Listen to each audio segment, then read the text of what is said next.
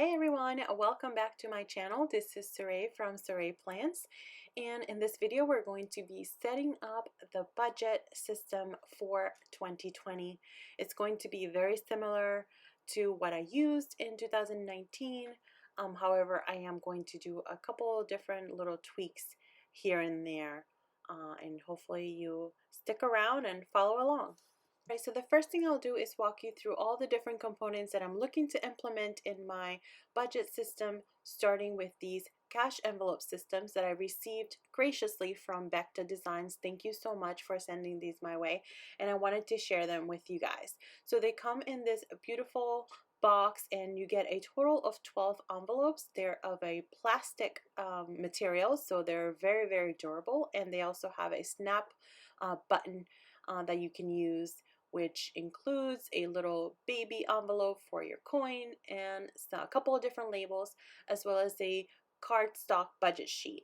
I'm not sure yet on where I'm going to be placing the labels, and as you can tell, I have already predetermined which envelopes I'm going to be using for each category. And then you can also make extra copies of the budget sheets in order to track all of your transactions. They come in all of these beautiful designs, and based on the design that closely resembles the category that I'm looking to implement for my budget system, I have chosen. So the pineapples will be for household, the turtles will be for holidays and gifts. This one will be for allowances with the ice cream and donuts, the hearts for beauty, the arrows for clothing, the fruit for groceries, and then the llamas for anything that has to do with Saray plans, planning, etc.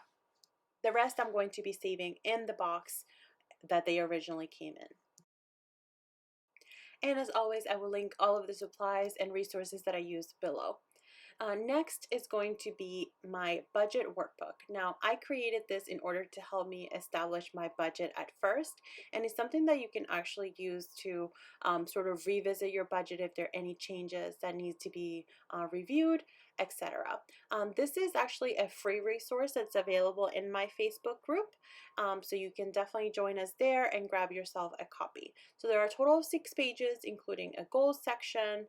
Steps 1 is for income. Steps 5 is for totals, and we come back to this step at the end. Step 2 is for all of your fixed expenses. Step 3 is for your irregular expenses, aka sinking funds that have a specific dollar amount. And then step 4 is for those irregular bills that might not necessarily have a specific amount. And as I mentioned, we come back here to the second page for step 5. I'll walk you through how I use it. Just like with my planning, I like to add a little something extra to my budget spreads. So I use the Erin Condren designer sticker book, the monthly collection. This is the latest edition, number 5, so this is a smaller book, and it comes with a sheet for every single month. I love this book so much that I actually order myself 2 copies. Of course, the start of the show, it is the Petite budget book. So this is a brand new one that I'm using for 2020, and this is the one that I used all of 2019. It is the colorful version. There is also a neutral version of the budget book on the website that Erin Condren carries, that if you don't necessarily like the colors, you can certainly go for a more neutral version, but I definitely love the colors, so that's the one that I stuck with for 2020. All right, some additional supplies that I have created in order to complement my budgeting and the way that I like to do things include this monthly bill tracker, as well as this sinking fund sticker sheet that I created, and these are all found in my Etsy shop. And I wanted to have a way that I could see the whole year at a glance versus just month to month. I like to be able to see everything together. So I'll show you again how I'm going to be placing that in my Petite budget book. The other thing that I've created are custom labels for the categories. If you're familiar with the Petite budget book, you know that it already comes with predetermined budgeting categories. However, some of these are not always applicable to our lifestyle. So, for example, there is childcare, there's pets. Those things are not applicable to us. So I would want to maximize the space as much as possible. So I created this mini labels that you can place right over the category that you wish to cover, or even on any of the empty spots, and you get a total of 4 sheets when you order them on the shop, and you can customize up to 21 individual categories as well. At the beginning of each month, there are spaces for three goals or three areas of focus that you might want to list in front of your budget to stick to. And I like to know how I did against those goals. So I use these stars to rate how I did overall in the month, and then I just color them in to let me know, okay, how many stars am I giving myself in terms of how I did against that particular goal. One of those goals might require to track how I'm doing on a day-to-day basis. So for example, if you want to track a no spend, or if you want to track how many times a week you're meal prepping or taking lunch to work, I created monthly habit trackers, and you can fit 3 across on the bottom section here of the page at a glance, and you can track those 3 goals on the top, also on the bottom. So as you can see, for November, I had a goal of lunch 4 times per week, or packing my lunch 4 times a week, and I was tracking it this way. All right, another way that I've customized this planner to work for me is how I use the transaction trackers, the 4 pages that come right within each month to track all of those transactions. So I actually use them to track my sinking funds and an overall recap for the month. So if I show you here an example, the actual header that's included here says date, description, category, and then the total. So what I did instead, I used these 4 pages to track the sinking funds by customizing the header. So I can see the date, the category for sinking fund, how much I'm adding or how much I'm subtracting, and then the overall balance for that particular category. So 2 pages are for sinking funds, and the other 2 pages I use as a budget recap. And again, I've customized the header to read difference, budget category, the budgeted amount versus the actual amount that I spent. And on that difference column, I just keep track of, did I go over? Did I stay within my allotted amount? One more thing that I wanted to point out is how I am planning on using these pages in my 2020 budget book. These are new trackers, and there's a printable version now available in the shop, and I will have a printed version also available. And it is sort of a spin on an existing tracker that I have in my shop. So in the budget book, there are these 2 pages for savings trackers, and you can save for a specific goal, as you can see here. However, actually, Jody from Life's Organized Chaos had a special request, and I thought that it was a brilliant idea on repurposing these 2 pages to use sort of like a tracker. So the ones that you can see here are a debt snowball tracker as well as a choose your own fund tracker, and they're meant to fit along the vertical way in these 2 pages, as you can see here in my 2019 budget book. So I think this is a great way to track multiple categories, and there is also an emergency fund version and another choose your own fund tracker as well. If you definitely have any questions, feel free to drop them below. But that's probably how I'm going to be using these pages in my new planner, but I'm not going to be setting them up in this video because I have to get around to printing them, etc. But that's how I'm planning on using these pages. All right, so the last thing before we go ahead and start setting up the budget is these 4 debt tracker pages that come in the book, and how I am repurposing them. Maybe, I'm not sure yet. Depends on how I choose to do the trackers. But here's a way that you can track your debt. But in the shop, I do also have these larger debt trackers with the thermometer that you can keep track of your progress towards your debt, emergency fund, or any specific funds that you have planned as well. All right, so I'm going to go ahead and start setting up some of my tools here. And I created these labels. So I know that the envelopes come with blank labels that you can write them in yourself. But of course, I am a sticker queen, so I am going to make labels to coordinate with my cash envelopes. Let me know if you're interested in seeing something like this in the shop. Of course, they would be customizable to whatever you need, and I'm able to fit about 7 labels here that you can choose from as well to go over your cash envelopes. I'm not 100% yet sure on how I'm going to store these because they are plastic. They are a little bit bulkier than I am used to. So I may just leave the majority of these at home and just take them with me if I am actually running the specific errand. For example, if I have a beauty appointment or if I'm going shopping for groceries, etc., then I will take the specific category with me. I think that might also help me with my focus in 2020 of being more intentional and not doing so much impulse buying. So I really have to plan accordingly. All right, so to save some time, I already done some of the pre work for setting up my budget. So I've gone ahead and indicated an approximate income dollar amount that I'm going to be using and listed it here for step one. That's definitely the easiest part. Then on step two, I've gone ahead and I've listed all of the bills, anything that's specific.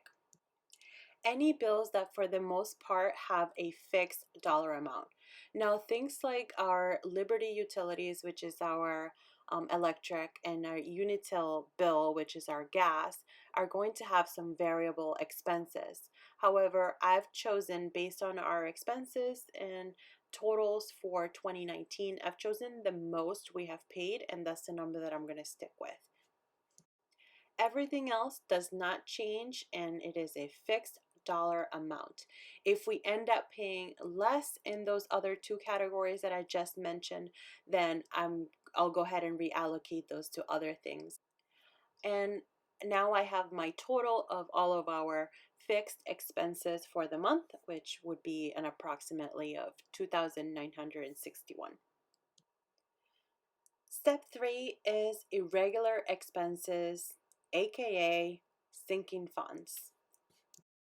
Now, these are bills that have a specific dollar amount, but they're not due every month. So, for example, our car insurance. So, for my vehicle, my car insurance is due actually twice a year, in April and October. So, it's the third line that you see here in the video. So what I've done is that I determine how much is that total and then how much I need to set aside every month in order to be ready for that expense when it comes due in that month. Another example might be Amazon Prime, and that is due for us in December of every year, and it's $120. So that's easy math because now is going to be January, so I can go ahead and take 120 divided by 12, and that is $10 a month. And over on the right hand side, right under the monthly total amount, I not only indicated how much I have to set aside monthly, but I actually divided it again by 2 and how much I have to set aside per paid period. So that would be $5 per pay. One thing that I definitely recommend is not to count the month that is due. So for example, that Amazon Prime, it is due in December. It's going to be January, but I'm not actually counting January. I'm starting to save in the month of December so that by the time November comes around next year, I already have the full amount. I want to leave myself a little bit of a cushion instead of having to scramble in case the pay periods do not match up with when the bill is due. I want to make sure that I have the fund fully ready to go the month before. So I've gone ahead and transferred this information over to the sticker sheet that I'm going to be placing in my budget book, and I've highlighted it with the gray highlighter the month that is actually due. Step number 4 are additional irregular expenses. However, these do not have a specific dollar amount and might be a little bit more flexible. So I've gone ahead and listed all of those additional irregular expenses that we tend to spend money on. And I know this because of months and years, honestly, of tracking our expenses. If you're not sure where your money is going, it might be helpful to first take an inventory of where you're spending your money. That way you can identify the categories and be able to list them out here. And I'm not going to put a specific amount because there isn't really one. There is no month due. These are pretty much ongoing expenses every month. And then at the and here I'm indicating again the total for the month that I want to spend in that category, depending on how much money I have left to allocate to these and how much per pay period. Okay, so now that I have listed all of our additional expenses and tallied up all the total, I am ready to go to step 5, which is to make sure that my budget is a zero-based budget. So every single dollar has a name and a specific purpose. Okay, so I know that this looks really easy. However, as I've gone along, I went adjusting all of my totals, especially around the additional irregular expenses. The first time that I did this, I was not close. I had to make some adjustments. So that's how I was able to get to the $0. So total income 4,940 minus $2,961 for those fixed expenses minus 663 for the irregular expenses. So those are the sinking funds that have a specific dollar amount due every few months or so, and then the additional minus the total irregular expenses. So that was the category that I had to play around with the most in order to be able to get it to a $0 amount. So you have to play around with it until you get to the actual result that you're looking for, which is that $0. All right, so I'm going to go ahead and start setting up the pages by adding a few decorative pieces to my spread.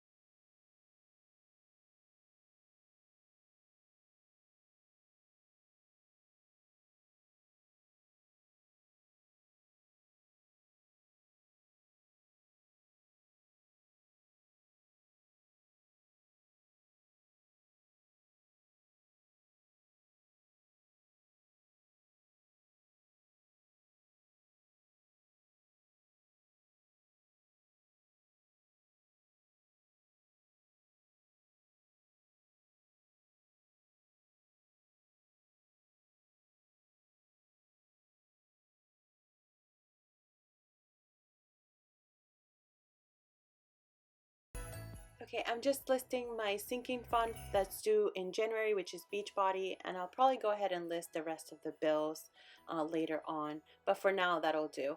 I'm now going ahead and listing all of my sinking fund categories that are applicable for this pay period of December 20th, and they're pretty consistent month to month as well.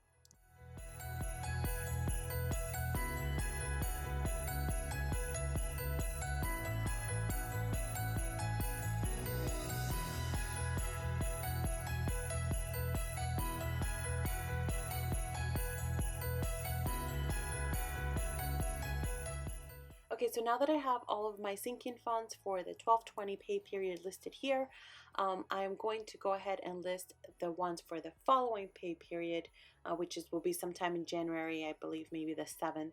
I will list them there once we get paid at that time. And you'll notice that also at the bottom next to the total, there is a little checkbox where I actually check off once I've done the transfer already. And then at the end of the month, I'll do my budget recap. I'm going to go ahead and just add one more piece of decorative stickers here, and that will pretty much wrap up the entire budget setup for January and 2020. Of course, if you have any questions or comments, feel free to drop them down below. And don't forget to subscribe and hit the little bell icon to be notified each time that I upload a new video. As always, I'll see you next time.